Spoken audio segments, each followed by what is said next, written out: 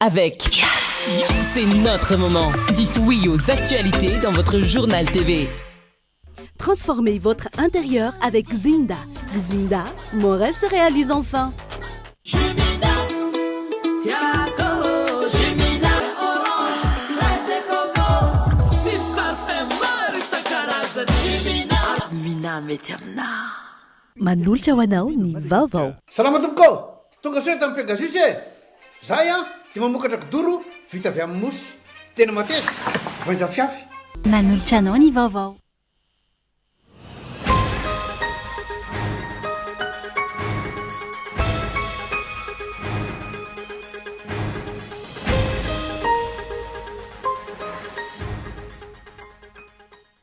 Fiarovana ny vahoaka sy fanompona ny tanindrazana isan'ny toetra tokony ananan'ireo manam-boninahitra ho ny filoham-panjakana nanatrika ny fahempolotona ny akademia miaramila tao Antsirabe androany.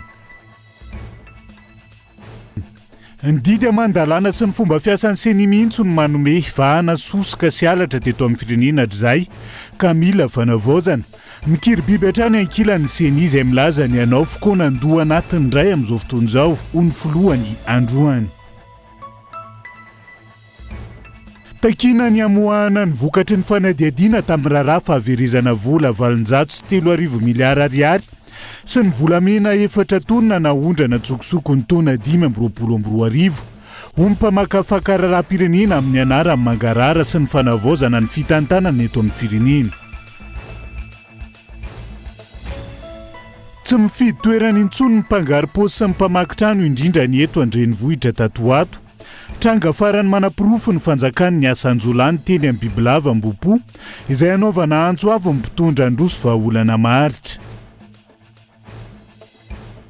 Anivelany nahitana tranga vaovao voalohany valinaretina Ebola any atsinanany RD Congo. Faritra izay mbola misy ady sy feheza ny vondrona amin'ny tapiadiana AFC M23 ka manano sarotra ny fifehezana ny valanaretina ny Antsipriandreo.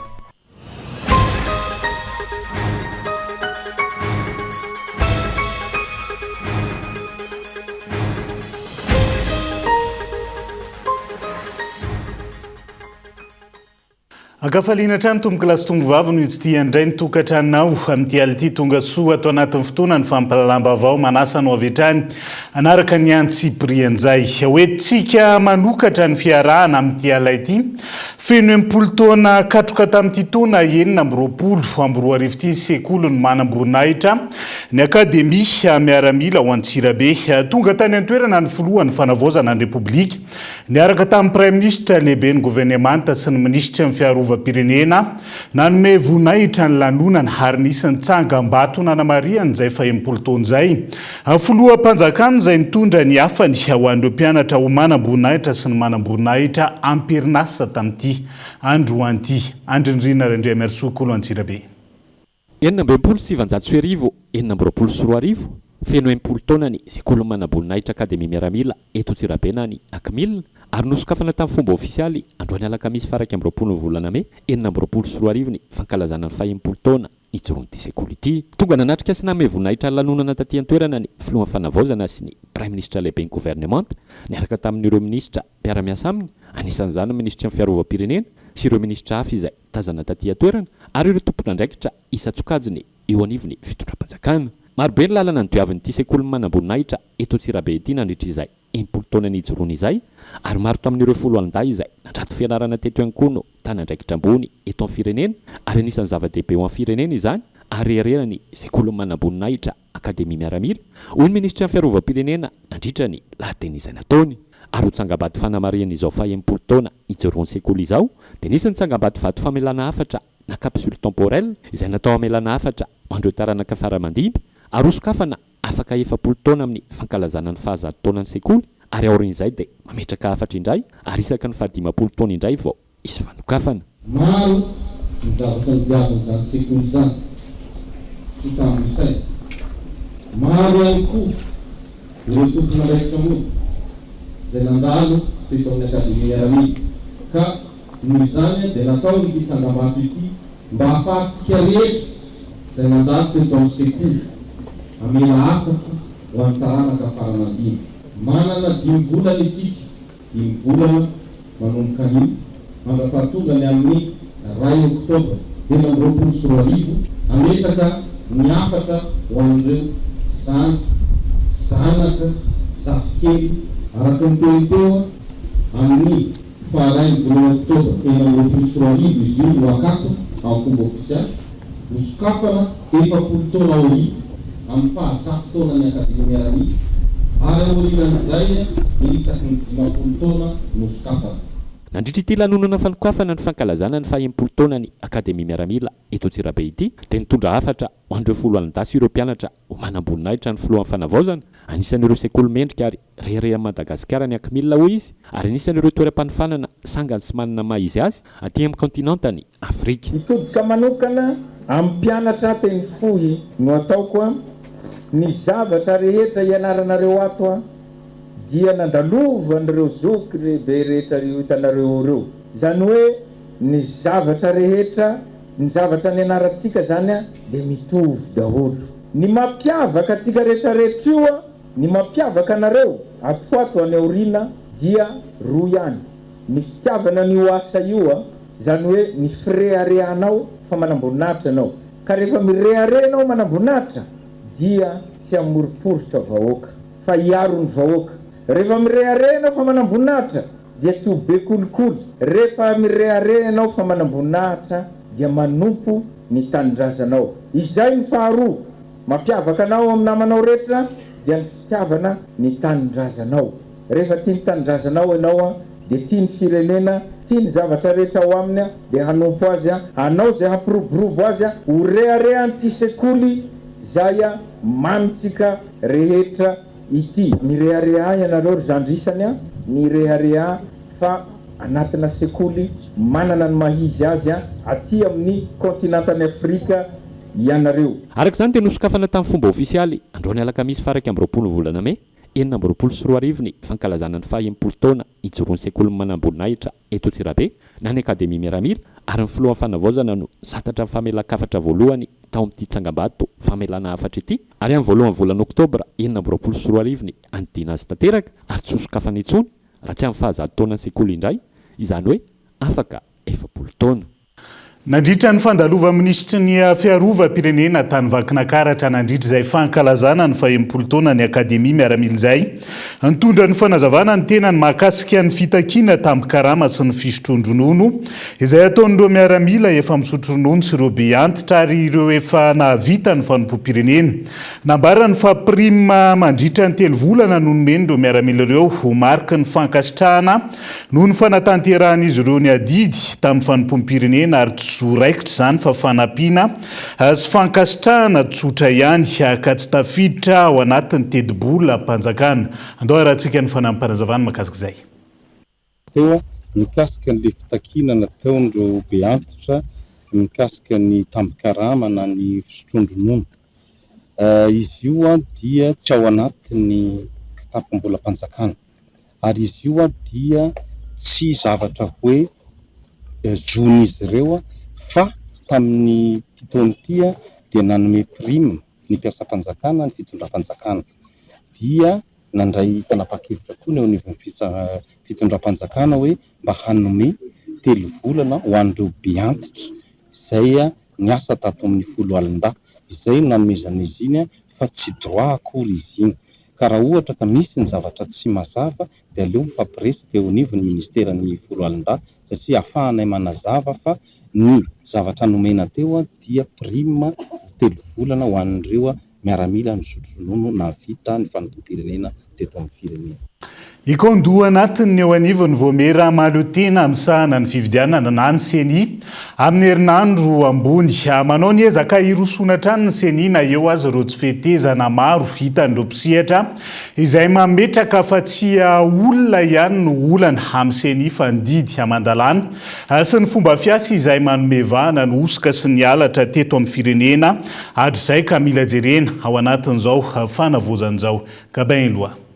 Anatanteraka fikonan-doha amoahany ny sosikevitra momba ny fanavaozana ny fitantanany rafi-pifidianana ny eo anivon'ny voamera mahaleo tena amin'ny sahana ny fifidianana na ny seni ny 20 sy 20 ary 30 May ho avy izao. Ary amin'ny fikonan-doha savaranando ho atao amin'ny herinandro ambony io dia ho atolotra ny mpandray anjara rehetra ny sosikevitra rehetra zay efa naroso tao anatin'ny amapolo taonany maro ho fanatsarana ny fifidianana na ny natolotry ny firaisam-be resam-pirenena na ny natolotry ny antoko politika malagasy na ny natolotry nyreo seni efatra zay ny fanesy na ny natolotry ny mpiaramombonantoka amintsika sy ireo mpanaramaso resam-pirenena ho fanatsarana ny fifidianana sy ho fanatsarana ny fehezan-dalam-pifidianana eto amintsika omena ny malagasy rehetra izy ireo mba ahasamy ahafahany rehetra mandinika mba ahafahantsika miatrika ny fikonan-doham-pirenena anolorantsika fehezan-dalam-pifidianana vaovao sady voalohany eto Madagasikara.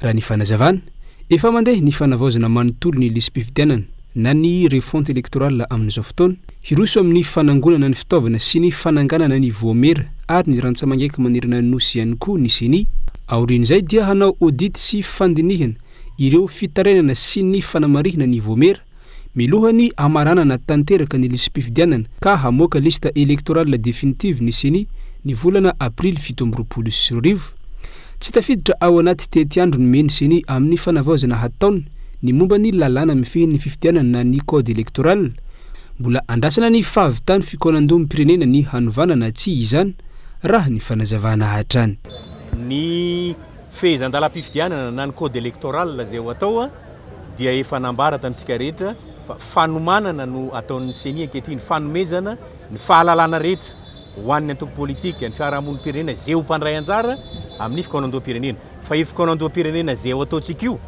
dia fikonan-doham-pirenena tonga amin'ilay fiteny hoe dialogue souverain eo zany no manapaka ny malagasy rehetra ny amin'izay tena hitondrantsika ny fifidianana eto Madagasikara dia zay tapaka eo zany no avadika ho lalàna ahafahantsika hitondra ny fifidianana amin'ny ho avy.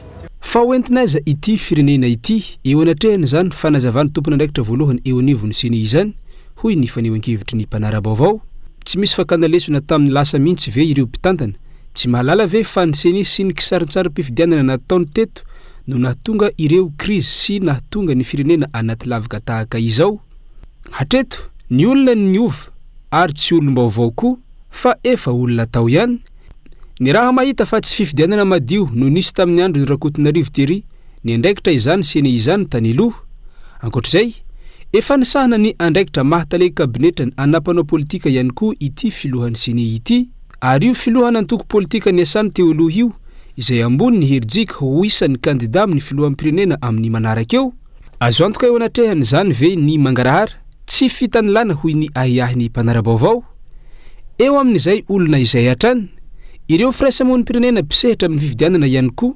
mampametra-panontaniana ny amin'ny roson'ny safidiny tany amina administratera civil ekeny mafehy ny resaka fifidianana izany raha ny andraikiny fa ireo firaisamonim-pirenena nampiakapeo sy nitsikera hatramin'izay momba ny tokotany-pifidianana inona no sakana tsy nidirana tao anatin'ny seni fa naka olona tany ivelany tsy te ho ao anaty vilany ve sa ho fenoarina hoy ny mpanara-baovao sa noho ny antony manokana no tsy nahitana ireo mpitariky ny firaisamonim-pirenena tamin'izany andraikitra izany ny olona izay efa nampametra-panontaniana sy nampiahiahy ny olo-pirenena raha tarafina amin'ny zavanisy tany aloha teo amin'izay fifidianana izay fa ilay rafitra sy fomba fiasa ihany koa ny tonta ihany no avadibadika araka ny fomba fiteny inona tamin'ilay fomba fiasa tamin'ireo kisarintsara-pifidianana tao anatin'ny 10 taona farany no tsy ataony seni ankehitriny ny lalàna manome vahana ny osoka hatramin'izay io ihany aloha no mbola hampiasaina araka ny nambaran'ny filohan'ny seni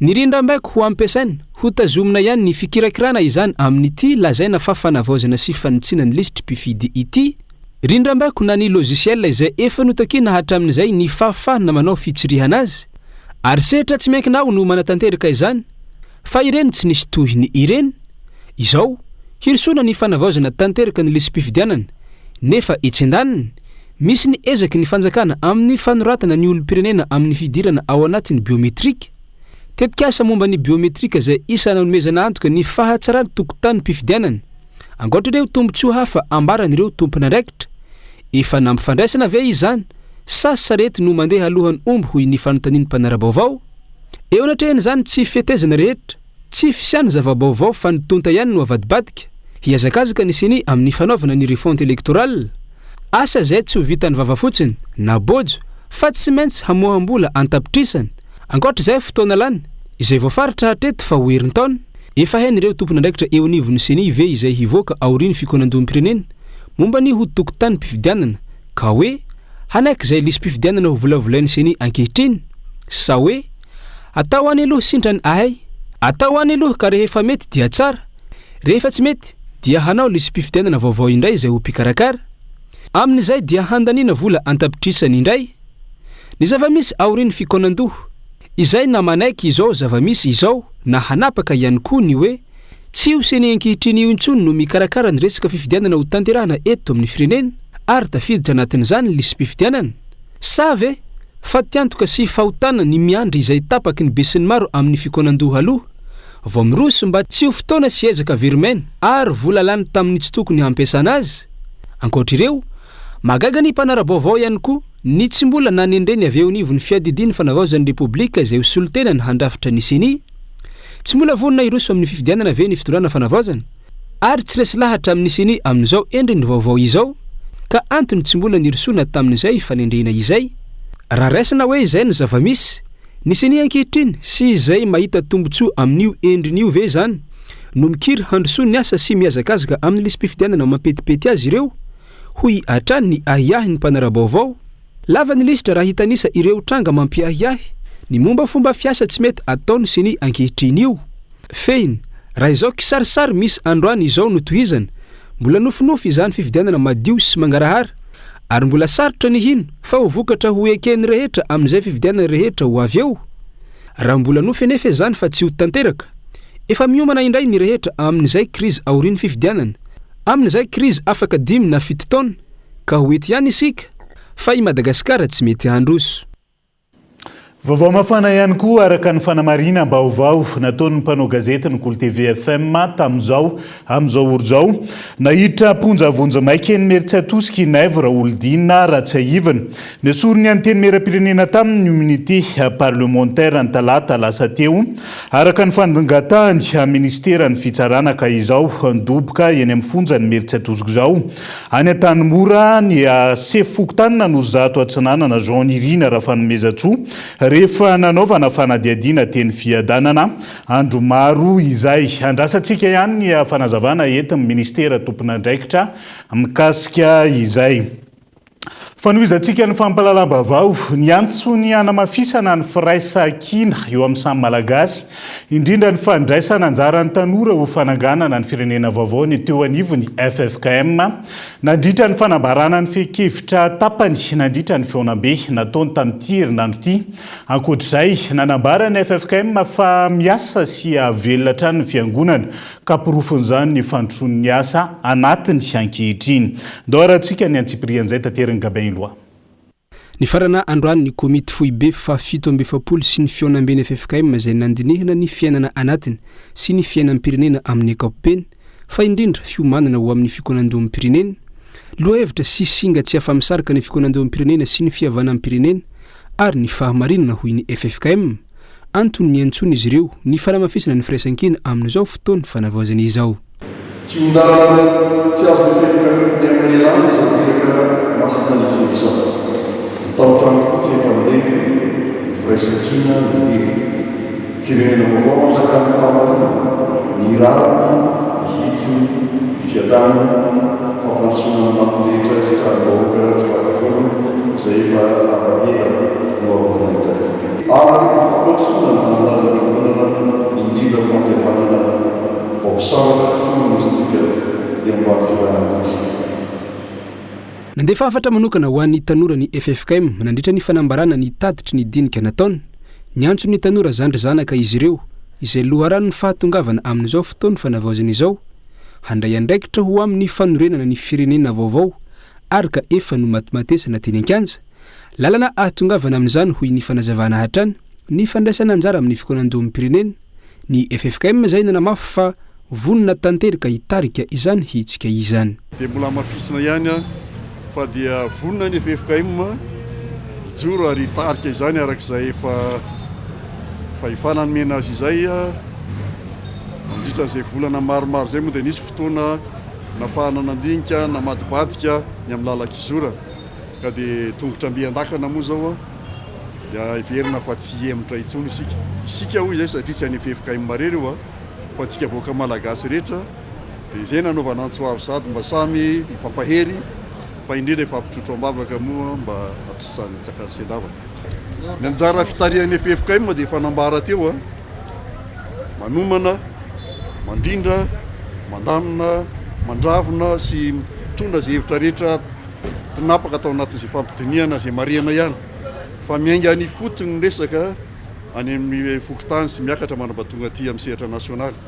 Efa nanomboka tsika tany amin'ny Desambra zay ka rositsika ka tsampody itsony ny fitenena fa dia eo tsika ndray malala ny toyany. Ankoatra izay nandefa afatra ho an'ny vahoaka malagasy sy ny mpino rehetra ihany koa ny FFKM amin'izao manakaiky ny Pentekosta izao ho samy hahery sy hitombo finoana ary fahazotoana amin'ny asa manandraikitra avokoa ny rehetra noho ny fahatongavan'ny fanahy masina hoy ny FFKM momba ny fiainana anatiny. Ny kenany hahalasa any faratsio sy andilamena ho faritany eo anivon'ny FFKM. Taratra ilazana fa miasa sy velona ny fiombonan'ny fiangonana kristiana eto Madagasikara hoy ny mpitarika. Farany nanambarany FFKM Foibe fa ho tanterahana any manakara ny komity Foibe fa 870 ka ny antsony ny faritany any an-toerana hiomana amin'ny fandraisana izany. Tsy maintsy isy ny volavolan-kevitra ivoaka aorian'ny fikonan-doha-pirenena amin'ny lalana hitondrana ny fanavaozana eto amin'ny firenena. Hontale jeneraly misahana ny ministera ny fanavaozana ity faran'izay nanamafy fa tsy maintsy havitaina amin'ity taona 2024 ity izany fikonan-doha-pirenena izany ary nanamafy fa mifameno ny andraikitra sahan'ny ministera ny fanavaozana sy ny eo anivon'ny FFKM ao anatin'izay fikarakarana ny fikonan-doha-pirenena izay. Nitondra fanazavana manoloana ireo AIS teboka tsy mazava momba ny fanatanterana ny fikonan-doha-pirenena sy ny lalana hitondrana ny fanavaozana. Ny ministera misahana ny fanavaozana nandritry ny fiaonana tamin'ny fikambanana jesuita eto Madagasikara androany no amafisina fa vaindondrara ny fankakevitra ny fotony na itsy ihany koa fa tsy hisy fanapa-kevitra efa noraisina mialoha. Ny fikonan-doha-pirenena zany dia hamoaka volavolan-kevitra ary tsy maintsy totosa mandra-patapitra ty taona ty izany fikonan-doha-pirenena izany. Mitaky etimanana zany mitaky fahavononana zany ary mitaky fifandeferana sy fifanajana ihany koa satria raikorontany sika na ifamaly na iady ao anatin'izany fikonan-doha-pirenena zany dia tsy zay ilay toe-tsaina hitondrana azy. Hanarina isika, hanavao isika, hanorona indray isika satria ngeza loatra ny lesoka eto amin'ny tany sy ny firenena. Afaka mandeha ny isa-tsehatra manao fikonan-dohany iny tsy olan'iny ao anatin'ny fiomanana daholo zany fa rehefa mandeha ny fikonan-doha-pirenena dia miainga eny anivon'ny fokotany sy ny commune eny amin'ny faritra sy eto amin'ny anivon'ny firenena. Mazava loatra ny mpiatsehatra rehetra amin'ny fiainan'ny firenena dia ifarimbona ifanakalo hevitra jerevana izay matsaratsara kokoa ny fiainan'ny isa-tsehatra. Nanamafy ankila ny solitenan'ny FFKM fa mifameno ny andraikitra sahan'ny FFKM sy ny ministera misahana ny fanavaozana amin'ny fanatanterana ny fikonan-doha-pirenena. Fampandraisana anjara ny rehetra miainga ny fotony tsy hiverena ny krizy intsony no tanjona amin'izany. Programa nasan'ny fanjakana io concertation nationale io fa nomeny mandat ny FFKM tsy ho mpanelanelana fa ho mpitarika anaraka n'ireo programa zay efa nivolavolainy nahazahoany fankatoavana tamin'ny filoham-pirenena dia hampiatra n'izay zavatra rehefa nisy kely zavatra fifanilana kely teo dia hoe tsy tantaratra ny FFKM fa naveriny andriamatondry zavatra.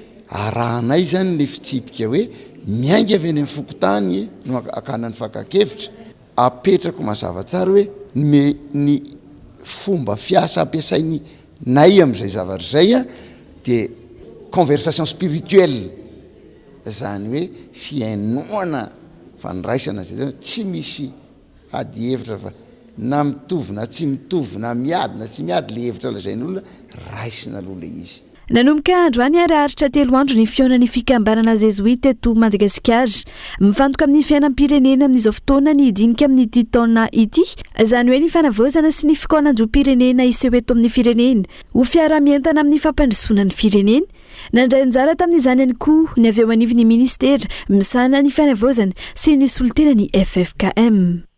Miresaka an'izay fokoa nandoam-pirenena sy fanavaozana eto amin'ny firenen'izay isika.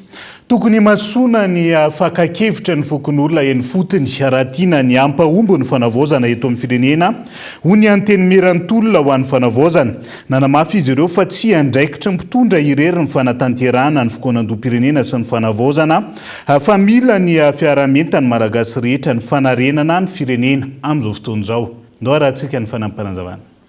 Raha tena haka ny hevitry ny olom-pirenena atsika dia tsy maintsy ny fotony. Inona moa ny zava-misy eto amin'ny firenena dia hoe fanavaozana n'ilay firenena, fanavaozana n'ilay repoblika.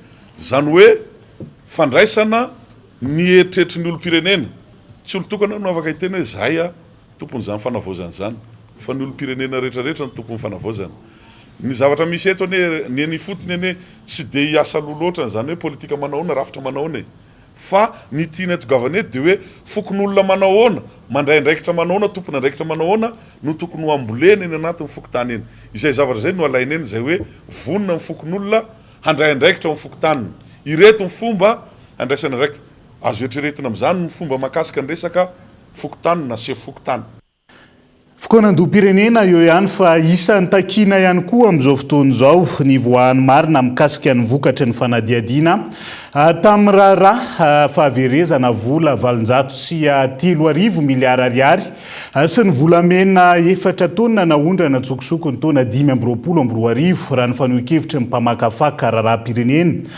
Tokony haneo modely amin'ny fitantanana mangarara sy ny famongorana ny tsy maty manota ny fitondrana fanavaozana amin'izao fotoana izao. Rina fitiavana. 10 andro aty aorian'ny fahataperany feptaona, 20 andro izay ny farana ny 10 mela sateo. Nomena ny tompon'andraikitra mpanjakana voakasika nanokatra fanandadiana momba ny raharaha fahaverezana vola 703 miliara ariary sy ny fanondranana antsokosoko volamena milanja 4 taona tamin'ny taona 2020 nandritry ny fitondrana teo aloha araka ny tatitry ny fitsarana momba ny kaonty. Tsy mbola nisy hatreto ny tatitra mazava momba ny vokatry ny fanandadiana tamin'izao fandrobana ny harem-pirenena izao. Tsy tokony havela ho very anjavony toy ny tirara ity ka takina ny amoahana ny marina sy ny vali ny famitorana natao ho fatabahoaka ho ny faneho-kevitry ny mpamakafaka raharam-pirenena. Ekena le hoe tsy mora manao zavatra ary ny ireo ankety samihafa ireo mety mitaky fotoana lavabe fa izy ihany monina amin'ny feptaona zany hoe 45 jours tapitra le izy tokony efa izy ny tatitra ary tsy tatitra ho an'ny mpitondra ihany fa amin'ny resaka fitsarana, ny resaka vaovao ampitaina amin'ny vahoaka, mila fanarenana ny fitantanana amin'ny firenena satria reny anisan'le fampitehany rafitra sy fitantanana eny antsika dia raha viditra amin'ny fanavaozantsika zany dia mba manantena hoe izy zavatra mivaingana. Tsy ekena ny tsy maty manota sy ny fandrobana ny harem-pirenena izay isan'ny tarika ny fahantrany ny firenena. Mila mijoro araka izany ny fitondrana fanavaozana amin'ny famongorana izay rehetra voaroiroy amin'ny tirara vola very 703 miliara ariary sy volamena 4 taona naondrana tsokosoko ny taona 2020 raha tiana ny ampanjakana ny fahamarinana sy ny tany tandalana. Ny valiny aketiny tokony hitondra ny zary any amintsika hoe izavy ny tompona andraikitra eo anatrehan'ny fitantanana ny firenena gaboraraka teto. Zay ny atao hoe fanarenana sy fanavaozana mba mazava le izy tsy maty manota eto amin'ny firenena dia mba mifarana hatreo koa ny resaka kolokolo ny kitrano an-trano sy ny fanodikodinana ny harem-pirenena te dia mba mazava ny fitantanana amin'ny firenena amin'le mangarahara antenaitsika. Tsy hoe modèle fotsiny fa zay mihitsy ny atao hoe fanavaozana.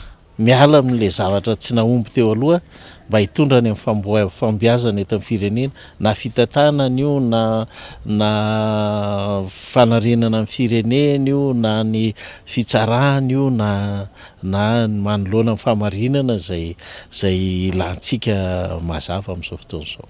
Santionana ny ity vola 703 miliara ariary very sy volamena 4 taona naondrana antsokosoko ity fa mbola betsaka ireo fanodikodona mbola mpanjakana sy fananam-panjakana toy ny fiara-manjato ny tsy hita popoka navoaka ny fitsarana momba ny kondy zay tamin'ny fitondrana teo aloha ilaina ny anoizana ny fanadihadiana ka anasaziana izay tomponantoka voakasika tsy soafamainy tahaka izany ihany koa ny toy ny fanokafana ny fanadihadiana parlementaira misafito eo anivony anteny miera-pirenena andraisan'ny vahoaka sy ny mpanara-bavao ny vokatra izany tsy ho fatomomika ny andalana ny fanadihadiana. Tonga ato anatin'ny fotoana andoko sika aza misaraka amin'ny ary.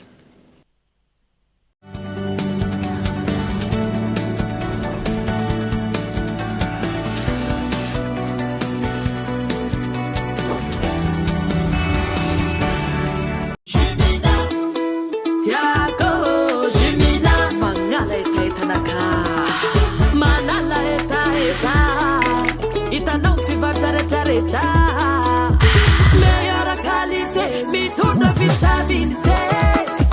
Jimina, ni goûter naturel, c'est pirate, c'est réel. Parfait orange, fraise et coco, c'est parfait Marisa Caraza. Jimina, a gagné roche, alle tenga torche. Mina metamna. Salama tompoko, tonga soa tamin'ny Pegasus e. Zay dia mamokatra kidoro vita avy amin'ny mosy tena mateza voenja fiafy manitsy azon-damosina ary manampy amin'ny fitsaboana azy fonina azo isafidianana tsy tiany bibikely io tsy mandray lelanafo azo andalorana azo atao conseil anakanapé mety boela gilet de sauvetage ary mbola misy tapis masolotsi amin'ny loko isan-karazany tsy mifidy toerana n'aiza n'aiza matatsy soka mora diovina sady tsy matahotra rano nefa malefaka. Pegasus koa dia mbola manana canapé sady fandriana ary isolant thermique ilay mampangatsiatsika ny atotrano amin'ny andro mafana sy mihazona ny hafanana amin'ny andro mangatsiaka dia tonga varaliana fa misy refzetiny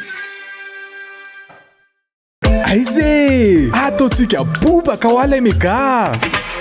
Vava au P, Yellow 2500, misy data 2,4 giga isurfena amin'ny laminy 1,2 giga manakerin'ny tontolo andro ary 1,2 giga ampiasaina manomboka amin'ny 10 rahaly hatramin'ny 9 ora maraina. Ny vidiny 2500 ariary monja dia kife ho aingana ny Yellow 2500 tsindriony dièse 322 étoile 69 dièse na midi ram super app Yas et moi.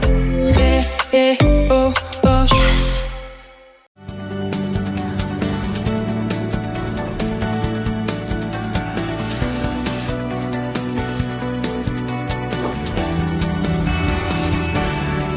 Anoizantsika ny tapany faharoa amin'ny fampalalam-baovao amin'ity alay ity. Fitarainana maro no voaray avy amin'ny mpanjifa ka isan'izany tsy fanomezan-danja azy ireo rehefa eny amin'ny hôpitalim-panjakana. Hoy ampiariny zo mpanjifa nandritra ny fikonan-doha nasionaly izay nokarakarain'izy ireo nanomboka androany ihany koa. Isan'ny tanjona manomboka eto ny ametrahana ny asan'ny fanjifana eto amin'ny tany sy ny firenena. Entsora Soary Malala. Fitarainana voaray matetika avy amin'ireo mpanjifa ny tsy firarahina azy ireo rehefa tonga eny amin'ny hôpitalim-panjakana ny tontolon'ny fitanterana indrindra fa ireo fitanteram-bahoaka eto andrenivohitra hoy ny mpiaro ny zon'ny mpanjifa nandritra ny fikonan-doha nasionaly ny fiarovana ny mpanjifa sy ireo ratsamangaiky miara-miasa aminy izay eo ambany fiahin'ny ministera ny varotra sy fanjifana. Natao anjorom-balatra amin'izay ny mpanjifa malagasy araka izany ametraka ny asy ny fanjifana eto amin'ny tany sy ny firenena no tanjona ka hanavao ireo izay tsy nety teo aloha raha ny fanazavana. Ya, mazava ho azy moa zany raha komitabilité dia hoe teboka voalohany zany dia hoe ny fametrahana zany atao hoe asan'ny mpanjifa malagasy zany. Raha zavatra misy teo aloha ny mpanjifa malagasy dia somary natao ankeda-bao fa tonga positif fitotrana fanavaozana amin'ny mahafanavaozana anazy dia miezaka ny ametraka an'izany asan'ny mpanjifa izany eo amin'ireo tompona andraikitra isana ambaratonga eto amin'ny tany sy ny firenena. Izany hoe raha tsy dia ny fametrahana andraikitra ny sorotena amin'ny mpanjifa tsy irairay azy manerana ny faritra mba ahafahan'zareo mamahan'izay olana sedranizy ny fiarah-miasa eo amintsika vahoaka mpanjifa malagasy sy ny fitondram-panjakana. maro fikambanana mijoro ara-dalàna sy ara-panjakana ho mpiaro ny zon'ny mpanjifa raha ny zava-misy amin'izao fotoana nefa tsy voaro araky ny tokony ho izy ny mpanjifa profon'izany ny raharambohy malaza mila ampahafantarina sy ampatsiahivina fa ny olona rehetra dia mpanjifa avokoa na iza na izy teo aloha mantsy dia mazava ho azy nisy ireo fikambanana mpanjifa fa saingy kosa araka ny tenin'izy teo dia ny hoe tsy dia nasara na ary tsy dia navoavany zany olana izany fotoan'izao anatin'ny fitondrana fampianty ny hoe hanamafisana ny hery izany atao hoe mpanjifa malagasy izany mba andraikitra amin'ny famahana ny olana eto tany sy ny firenena. Mila mikondomana matra ny hery ny mpanjifa rehetra amin'ny tsirary mahazo ny mpanjifa. Antony mahazava-dehibe izao fikanandota antiraina mandritra ny 2 andro izao. Solo tena maro no tonga nanotra na ny andro voalohany na ny teto avoatany na ireo avy any amin'ny faritra. Lafomba vao hafa nosokafana tamin'ny fomba ofisialy Androany teny Andraharo magazay fa 220 ho an'ny Cosmos Madagasikara misy ny fihenam-bidy hatrany amin'ny 70 isanjato eny an-toerana mandritra ny 3 andro ary misy ihany koa promotion fête des mères amin'ireo magazay Cosmos rehetra manerana nosika eto Andriatsilavo. Tafiditra anatin'ny pakady mpivoarana sy anakaiky bebe kokoa ny mpanjifa ny fametrahan'ny Cosmos Madagasikara ity magasin vaovao eto Andraharo ity. Magasin fahasivy eto Antananarivo renivohitra ary faraiky amin'ny 20 manerana ny nosy izay natokana indrindra ho an'ireo mpiasa manodidina. Amin'izao fisokafana izao hatramin'ny sabotsy 20 Mey ho avy izao isy ny fihenam-bidy hatrany amin'ny 70 isanjato eny an-toerana. Satria araka ny fantatsika moa fa ity Andraharo dia anisan'ny zone commerciale izay natonga ny Cosmos anokatra an'izany ary izay no etaetany ireo olona ireo dia tonga izay androany miaraka amin'izay fanokafana ny magasin izay. Ny hitanareo ato androany dia misy ny remise hatramin'ny 70 isanjato be izao izany hoe androany faraiky amin'ny 20 raha pitsy faharoa amin'ny 20 ary tsy mifarana izany raha tsy amin'ny 7 amin'ny 20 ny volana Mey izao. Ny entana moa araka ny fantatsika marque originale daholo misy ny garantie misy ny service après vente mahasamy hafa an'ity magasin ity magasin hafa ny Cosmos dia izy aloha somary kelikely l'électroménager ny tena mibahatoerana ato amin'izy ity ny audiovisuel ny resaka téléphonie ary ireo outillage maro isan-karazany hitanareo izany hoe tena ilain'ny olona andavanandro no hitanareo amin'ity magasin vaovao ity.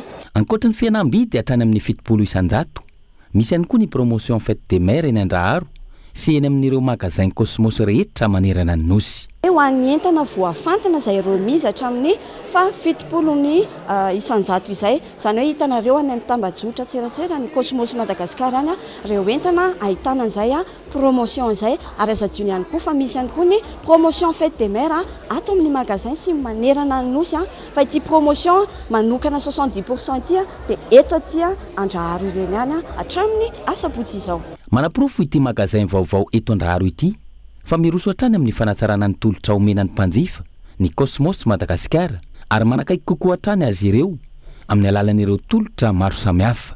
Ny famalina ny filan'ireo mpanjifa mitanjona amin'ny alalan'ireo entana marobe samihafa hita amin'ireo magasin Cosmos Madagasikara rehetra manerana ny nosy.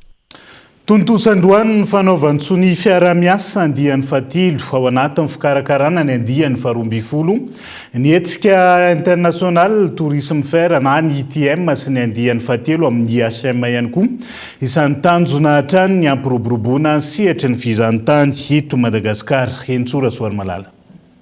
Tafiditra ao anatin'ny fampiroboroboana ny sehatry ny fizahantany, ny fanomezana lanja ny fahaiza-manao, ny vokatra eto an-toerana ny fifanankalozana stratégique momba ny vina sy ny hoavy ny fizahantany malagasy, no tanterahina androany ny fanaovantsony fiara-miasa andian'ny fatelo.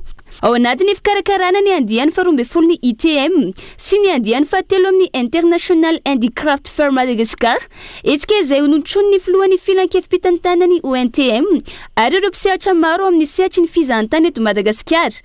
Nahatratra 50 ny eo ny isan'ireo mpiara-miombonantoka mandray anjara amin'ny ity andiany ity raha ny fanamafisana nandritra izao fanaovantsony izao. Fanaovantsony fiara-miasa ity moa zany no fatelo farany izay atao amin'ity andian'ny 12 amin'ny ITM sy andian'ny fatelo amin'ny IHM. Ity no mamarana ny ataoko hoe reo fanomanana rehetra voniny izay ao amin'ny Office National sy ao ministère ny andrainareo amin'ny andian'ny faharoa folo zany amin'ny ITM sy IHM izay ao amin'ny CCI Ivato manomboka amin'ny alakamisy faraika amby folo ka hatramin'ny alahady faefatra amby folo volana jona. Eo amin'ny trano eva misy 10,000 no tazantsika amin'izany tsy latsaky ny 30,000 ny visiteurs indrasantsika. Maneho ny fitombony fahalinana ny sehatra tsy miankina sy ny fanjakana amin'ny fampandrosoana ny indostria ny fizahantany eto Madagasikara ny fitombo ireo mpandray anjara raha ny vanazavana. Herinandro vitsy mialohan'ny fanokafana amin'ny fomba ofisialy ny ITM sy ny IHM 2024 mihamafetra ny firaisankina sy ny fiarahamentana manodidina ity hetsika ity. Manamafy indray ny fahavononany ambivondrana ireo sehatra rehetra manodidina ny tanjona iraisina dia ny ampiroborobo sy ametraka ny Madagasikara ho toerana maritra amin'ny fizahantany ary indray anjara amin'ny fampandrosoana ny sehatra ny fizahantany sy ny asan-tanana malagasy. Tsy hivina hatrany ny faraky me folo ka hatramin'ny faefatra amby folo ny volana jona ho avy izao no tanteraina eny amin'ny CCI Ivato ny ITM mandia ny faharoa folo sy ny IHM mandia ny fahatelo. Ntotosaina tao amin'ny université Nanjombakilalina Ambovimbeandroy mandritra ny 2 andro ny atrikasa fifanakalozana mikasika ny roivoary an-dranomasina sy ny fampandrosoana maritra ny atsimo. Isan'odiniana sy nojerena kaiky ny olan-drano ao amin'ny faritra Androy. Iny faritra iny izay miatrika olana lehibe no ny ahitany sy ny tsy fampindrano ary ny fahasamban'ny tontolo voajanahary. Nandray anjara tamin'izany ireo mpampianatra mpikaroka, ny mpianatra sy ny solitena mpanjakana maro tany any toerana dao raha antsika ny fanamparazavana. Tsy vitany nanome lalana ihany moa ny ministère ny enseignement supérieur ny fambolana nampy arabola sy ara-pitaovana ihany koa nahafahana natanteraka an'izao hetsika lehibe izao ho tombotsoa ny ty faritra Androy ity, ho tombotsoa ny faritra Anosy, ho tombotsoa ny faritra Antsimandresifana fa ho tombotsoa ny firenena malagasy iray manontolo. Izao moa no natao mba hampitomboana ihany koa ny taux de visibilité ny fisian'ity Université Anjombakilalina Androy ity manerana ny Madagasikara. Zava-dehibe izay ataonay eto moa dia miara-miasa izahay Androy sy Anosy, zany hoe miezaka izay manatratra an'le hoe complémentarité, tsy mifaninana fa mifanampy, mifameno ny parcours sy ny mention izay atsanganay. Soskevitra avy amin'ny président université Andriamatoa Dr Veriza Francis Roberto izay nanolotsainanay sy nitarika anay an'izao raha zavatra zao dia isaoranay betsaka izy, isaoranay eto koa raha rotana ny nanomezan'ny fanjakana anay hoe autonomie amin'izao lasa université izahay Androy sy Anosy. Iazo anantsiranana vetivetsika ao anatin'ity vaovao manaraka ity. Mahatsapa fahavoahilikilika ireo mpianatra mivoaka avy eo anivon'ny ENSSET Antsiranana manoloana ny fandraisana ho mpiasam-panjakana ireo mpampianatra eo anivon'ny fanabeazam-pirenena sy ny fampianarana teknika amin'izao fotoan'izao. Izy ireo izay lanja sora-bavety ary mangataka vahaolana mazava avy amin'ny ministera voakasika ao anatin'izay kolo Antsiranana. Mitaky fanomezana lanja, mari-pahaizana sy maramboninahitra azony ireo mpianatra, indrindra ireo nivoaka avy teto amin'ny ENSSET Antsiranana. Raha ny tamin'ny fandraisana mpampianatra vaovao faranteo dia mpianatra 7 monja no tafiditra tagnatin'ny lista ho raisiny mpampianatra. Magnoloana zany dia nanao fanambarana sy fitakiana ireo mpianatra avy amin'ny ENSSET ny Antsiranana. Nanomboka ny sokafany ENS rehetra eto Madagasikara dia nitovitantana ny fandraisana mpianatra sortant rehetra tao amin'ny ENS. Ary izay tafiditra direct nommé sur titre fa tsy mila mandalo contrat zany. Ny zavatra hita tamin'ny recrutement 2025 teo ny fagnilikilina tanteraka no nisy indrindra izay sortant EN7 na teo amin'ny na teo amin'ny teknika satria teo amin'ny 7,7 no niraisina ho mpiasam-panjakana nefa 7 ihany voaray avy tato amin'ny EN7 midika zany fa fagnilikiliana. Ary ato amin'ny EN7 no tegna misy promotion zokiny indrindra satria tato zany mbola nisy promotion 2021-2022 jusqu'à nianto. Fa tao amin'ny teknika kosa tena nagnilika tanteraka ny sortant rehetra fa indrindra EN7 satria critère zay nandraisan'zare mpiasam-panjakana tao tamin'ny tekniky tamin'ny taona 2025 zay tsy niraharaha akory ny sortany EN7. Mitaky koa ireo mpianatra anafanana contrat contractuel sy andraisana ireo mpianatra sortant rehetra ato amin'ny EN7 sy ENS rehetra maneran-nosy. Miandry ny valiny mazava avy amin'ny ministra ireo mpianatra ary manantena fa ho hita taratra amin'ny fandraisana mpampianatra vaovao ny lanjany fiofanana sy mari-pahaizana azo amin'ny EN7 ny antsanana sy ENS manerana ny nosy. Tsy mitsaha mitombo ny trangana tsy fandriam-pahalemana eto Antananarivo renivohitra amin'izao fotoana izao. Tsy mifidy intsony ny mpangary paosy sy ny mpamaky trano raha ny zava-misy. Mila mitady vahaolana matotra manoloan'izay ny fitondram-panjakana raha ny fitaraina ny roaponina nandritra ny fanaovana ny fanadiadiana androany. Mahazavana indray tato ato ny trangana tsy fandriam-pahalemana manerana ny toerana rehetra eto Madagasikara raha tsy ilaza afa-tsy ny aripôsy fanendahana sy ny fanafiana cache-point seroa miteraka tahotra ho an'ny vahoaka ny fitombony izany eto andrenivohitra manokana. Nilaza ireo olon-tsotra fa noho ny fitombony tanora tsy anasa isan'ny antony mahatonga izao tsy fandriam-pahalemana izao tsy ampy ny fampananana asa ho an'ireo tanora isan'izany ihany koa ny akamoana iasa raha ny fanazavana. Ary mampitahotra mihitsy maheran'le mpangary paosy mpanendaka indrindra moa aloha raha taratara rivariva dia efa tena mampitahotra. Dia antony mazava ho azy fa noho ny akamon'le olona mahatonga anazy manasa anazy koa le tsy vitsin'le asa. Voalohany koa zao nisy vaovao hoe efa tonga hatrany amin'ny fitsarana ny tribunal misy mpangary paosy ohatrany zao vaovao efa mampivara ohatrany efa samy ito zao makany. Le tsy fananana asa zany no antony aloha vola betsaka ny tsy ampiasa. Efa dika mihitsy moaty tsy manana dia lasa mivoaka amin'izany. Tanora be tabe indrindra le ambany tanàna tsy mianatra ny zaza ny zao zao dia be tabe mirenireny fotsiny. Tokony ho enjana ny fametrahana ny filaminana iandreketan'ireo mpitandro ny filaminana. Tokony ho amafisina ihany koa ny lalàna miady amin'ny kolikoly hisorohana ny fifankafantarana izay miteraka tsy fananana asa ho an'ny hafa. Tokony ampitomboana ny fampananana asa ho an'ny tanora. Mila jerena ihany koa ny eo amin'ny lafiny fampianarana izay miteraka fahasahiranana ho an'ireo mpampiana janaka ialana amin'ny tsy fahampim-bola sy ny tsy fahampiany ny fanabeazana. Isan'ny vahaolana amin'ny tsy fandriam-pahalemana ny fijerena akaiky ireo rehetra voatanisa ireo. Mila amafisina ny sécurité an'ilay mpitandro filaminana mba hisorohana an'le asa ratsy legiona ialana ny kolikoly ny fifankafantaran'olona. Hoe aloha misy ny asa fanaloha ny sécurité vana ohatry ny lamoko fianarana fidirana lampo fianarana na ny mitaliko kolikoly vahoana ny fianarana kolikoly dia zay tsy mampandeha eo za tokony iana misahirana be le renim-pianakaviana.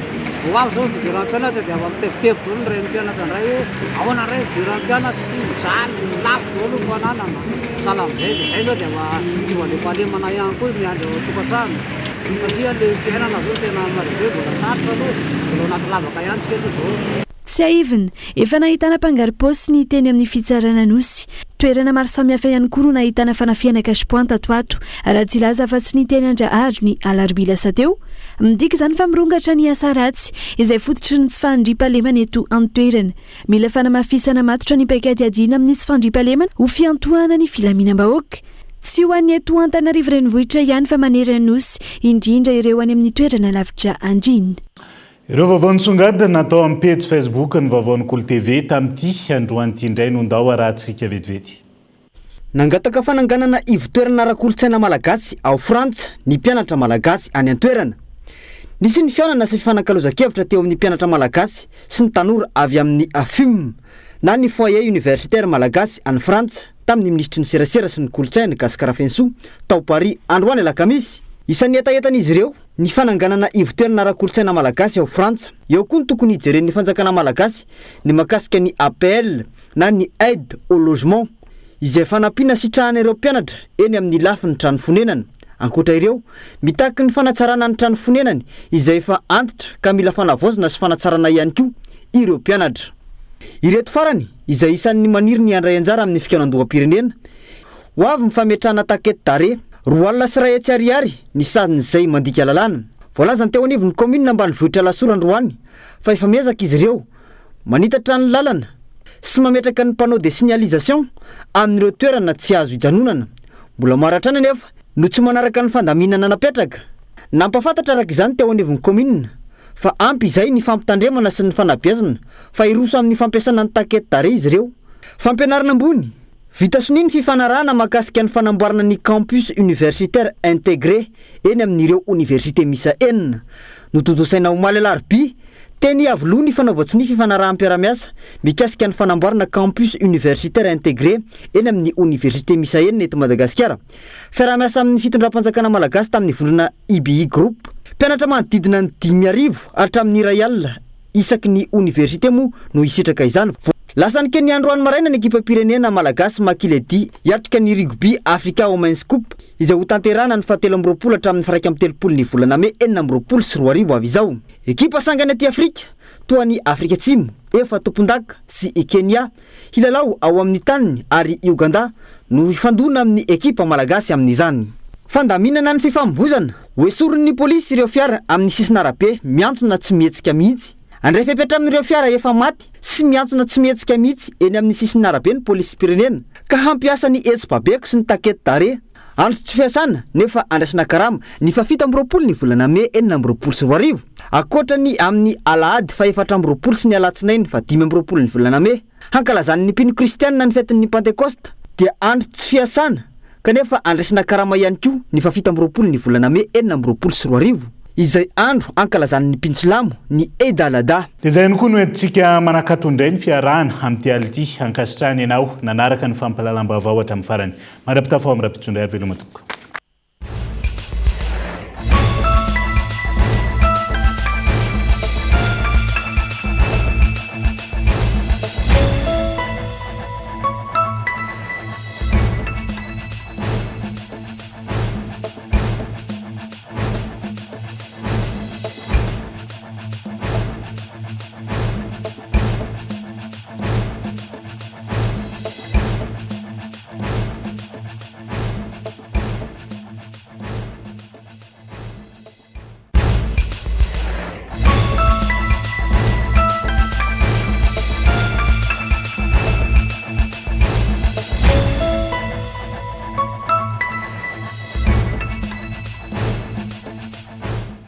Transformez votre intérieur avec Zinda.